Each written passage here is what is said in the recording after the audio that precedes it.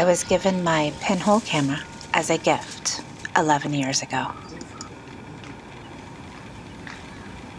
I was in the middle of raising 2 boys and building a profitable photography business.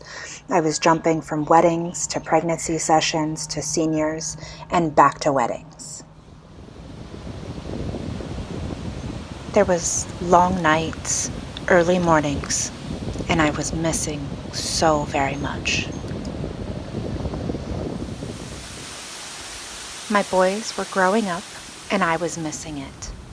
I was neglecting friendships, and it seemed as if life was passing me by because I was rushing from one moment to the next. And so I was given this little wooden camera that I have completely fallen in love with. There's no lens, no viewfinder, and no modern technology. No screen on the back to view your image. There's no guarantee that the image will come out. You take a calculated guess, aim the camera, and slide open the shutter. There are only 12 shots per roll of film, so it makes you think more carefully what you want to photograph. The fastest image I can take with this camera is 2 seconds, and some images I've taken up to 2 hours to take the image.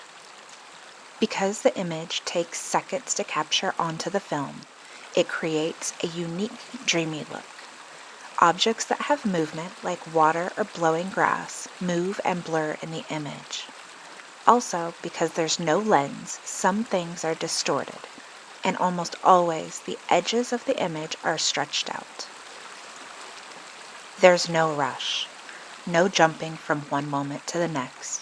You open the shutter and wait to close it in 2 seconds or 2 hours. During that time, you take in the environment.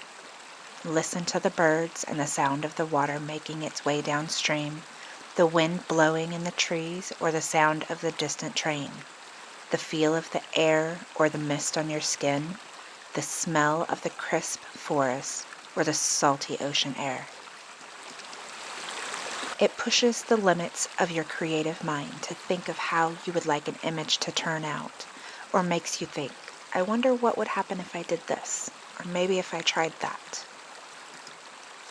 I remember when each one of these images were taken.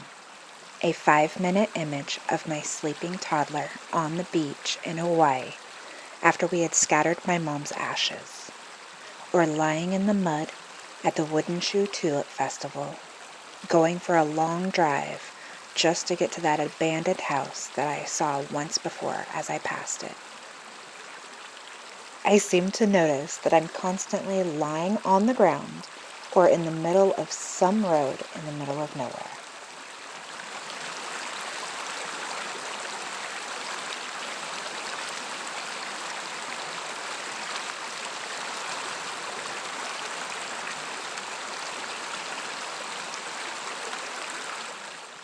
This camera and this way of photography has forced me to slow down.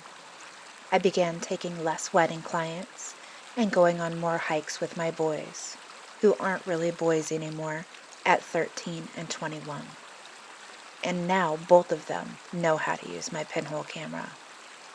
With one of them out of the house and the other less dependent on me, I find myself with more free time to explore curvy back roads with my little wooden camera.